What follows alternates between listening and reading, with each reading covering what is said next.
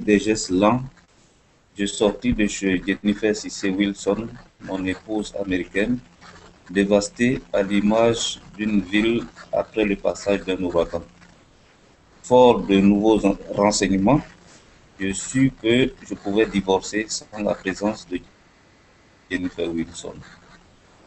Pour cette procédure, je devais prendre un avocat dont les honoraires s'élevaient à 2 000 $ et payer les frais de dossier qui font 900 $. Je ne puis divorcer enfin qu'un an plus tard, après encore des économies. Ma petite sœur Batourou, 5 ans après moi, avait pu immigrer et rejoindre New York. Mais elle, contrairement à moi, et avec plus de baraka, allait bénéficier de concours de circonstances extraordinaires. Après l'obtention de la green card, en jouant qu'une seule fois à la loterie, elle est en attente du délai légal pour introduire une demande pour la citoyenneté américaine. C'est elle d'ailleurs qui me fera un jour cette proposition qui ne m'avait jamais effleuré l'esprit. Mesdames et messieurs, bonjour. Aujourd'hui, Abidjan.net a le plaisir de recevoir Madame Mawa Bakayoko, écrivain, auteur d'un livre qu'on appelle intitulé Tunga ou les écueils de l'immigration. Bonjour Madame. Que peut-on ajouter à cette présentation? Bonjour chers internautes, je suis content de vous retrouver sur ce forum. Vous avez tout dit.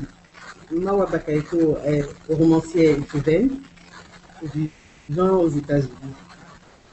Donc l'essentiel a été donné par Vous vivez justement aux États-Unis, vous écrivez sur l'immigration. Est-ce un hasard? Ce n'est pas un hasard. Je vis avec des immigrés, je partage leur quotidien, je vois les écueils des immigrés. Il était logique que j'écrive sur les immigrés. Il s'agit de votre premier ouvrage? Non, c'est mon second ouvrage. Ah, d'accord. C'est mon second, le premier, La rébellion des Antilles, est sorti aux éditions DHA au Canada. D'accord. Et qu'est-ce qui vous a inspiré à écrire ce livre? Pour les écueils de l'immigration, m'a été inspiré par mon parcours. J'ai rejoint mon époux et moi avec les fonctions diplomatiques de mon époux. Nous avons parcouru plusieurs pays, notamment l'Arabie Saoudite, l'Égypte et maintenant les États-Unis. La vie des immigrés m'a inspiré. Le quotidien des immigrés m'a inspiré. Voilà la base de l'écriture de cette œuvre. D'accord. Alors, pourquoi des histoires vécues, souvent tristes, au lieu d'écrire des histoires à l'eau de rose? J'estime, moi, qu'une plume engagée doit descendre dans la société. La vie n'est pas que rose. Nous avons des souffrances. Et être auprès de ceux qui souffrent et ne pas en parler n'est pas ma philosophie. Ma philosophie à moi, c'est d'évoquer les problèmes et d'anticiper d'autres éventuels problèmes pour ceux qui sont candidats à cette migration. Voilà ce qui a guidé ma vie. Nous avons lu justement un extrait. Alors vous parlez de l'immigration avec des mots souvent crus. Quel message voulez-vous faire passer? Je veux faire comprendre aux Africains. Je le dis franchement, mon livre s'adresse aux Africains qui ne sont pas encore arrivés. Évidemment, ça pense un peu les pleurs de ceux qui souffrent déjà de l'immigration. Mais pour ceux qui ne sont pas encore arrivés, aux candidats à l'immigration, des dangers qui le guettent, des écueils de l'immigration. Parce que la face visible, c'est comme on dirait, tout est beau, tout est merveilleux, dans le meilleur des mondes. Évidemment, je dirais qu'il y a des pourcentages très, très, très minimes de ce qui pourrait être, je dirais, la beauté de l'immigration. Mais c'est noyé dans un océan de danger. C'est noyé dans un océan de souffrance. Et donc, mon message s'adresse à ceux qui sont tentés par cette aventure.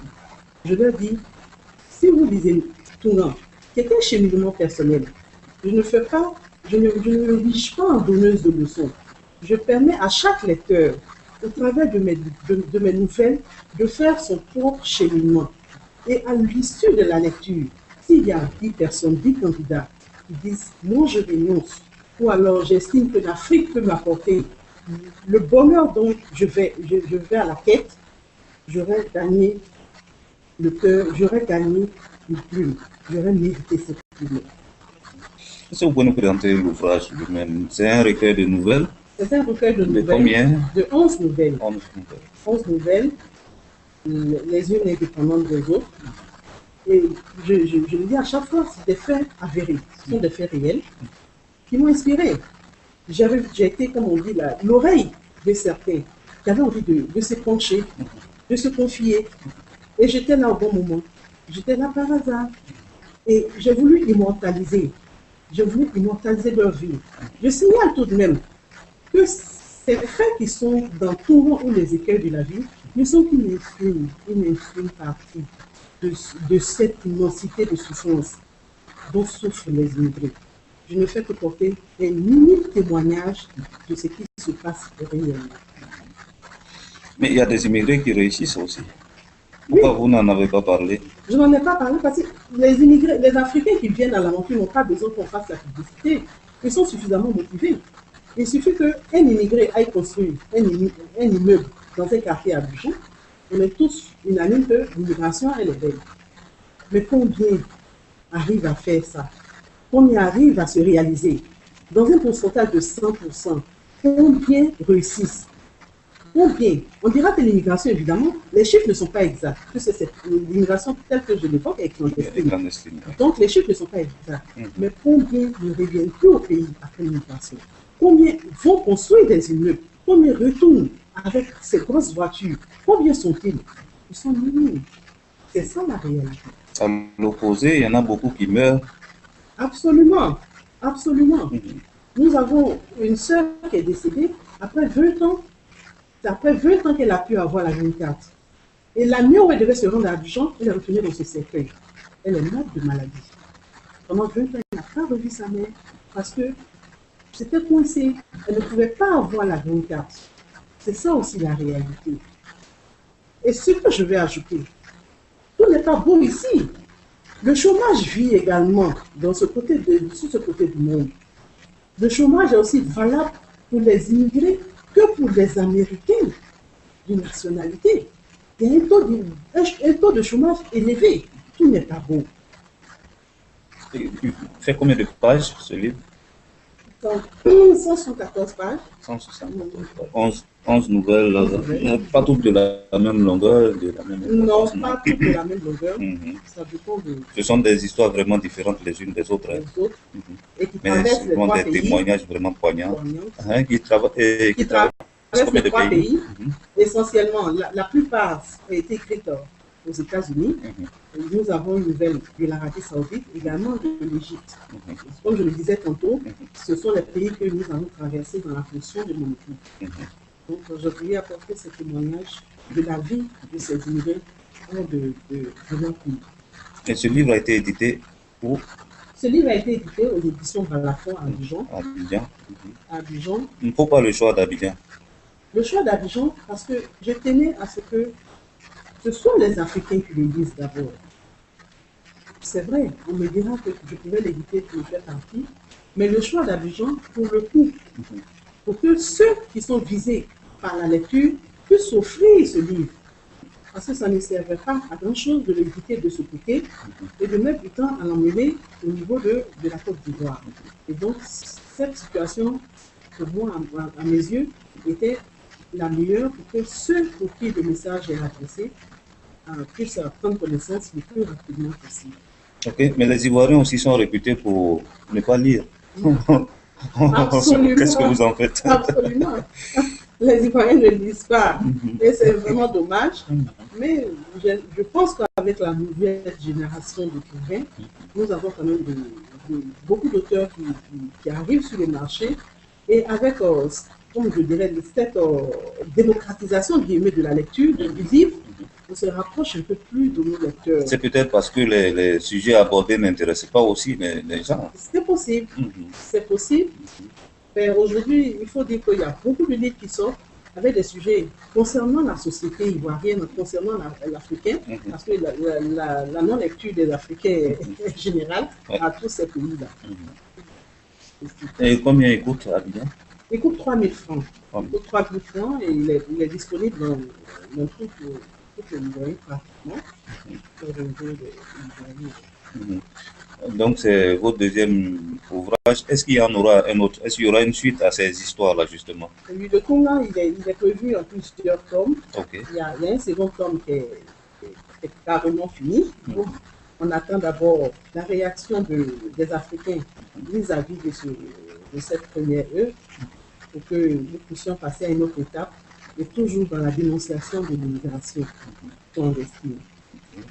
Alors bon, nous sommes à la fin de l'année. Nous allons vous permettre de présenter vos vœux à vos lecteurs, au public ivoirien et à la Côte d'Ivoire entière. Et puis bon, si vous avez un message à lancer, c'est par ça que nous allons terminer cette entretien. Absolument, je vous remercie. Ce que je voudrais d'abord dire avant les vœux, l'immigration a pour base le chômage. L'immigration a pour base l'instabilité de nos États. L'immigration a pour base la pauvreté. Il ne faut pas que nous le voyions en face. Les immigrés quittent l'Afrique pour chercher mieux.